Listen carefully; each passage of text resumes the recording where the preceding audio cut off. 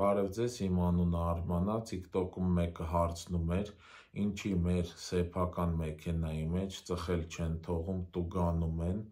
ու ինչի եթե ծխել չի կարելի, մեքենայի մեջ կա մոխրաման ու զաժիգալ կա։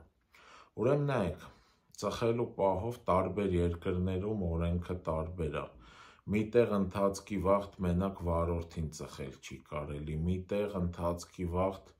ոչ մեկի, նույնիսկ ուղևորներին ծխել չի կարելի։ Երկրներ կան, որ եթե մեքենան կանգնած է, մեջը ծխել կարելի է։ Երկրներ կան կանգնած ժամանակ մեքենայի սրահում ծխել կարելի է, եթե սրահում չկան անչափահաս երեխաներ։ Ամեն տեղ տարբեր է։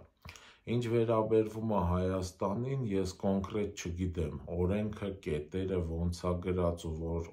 որ կետով են տուգանում, բայց իմ փորձից, իմ կարծիքով, դա իմ կարծիքն է, 2 բան, որի համար չարժի ռուլին ծխել։ Ուրեմն առաջինը, սիգարետը պատուհանից կտցնելու ժամանակ,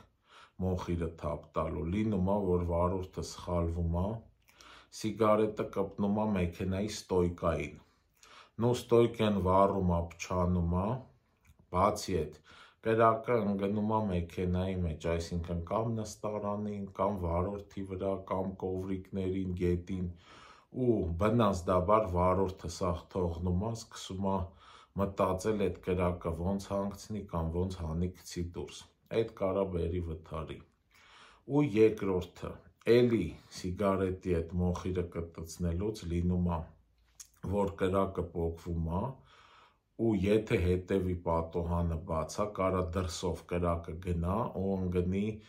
ներս, բայց արդեն հետևի պատուհանից, այսինքն հետևի ուղևորների մոտ։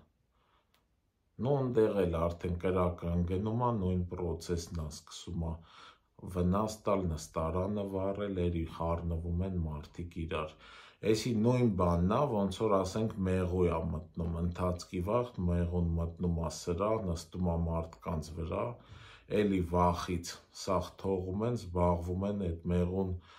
ոնց հանեն ավտոյից դուրս, ու էդ էլ նույն ձևի սիգարետի նման պրինցիպը նույնն է, կարա բերի վթարի։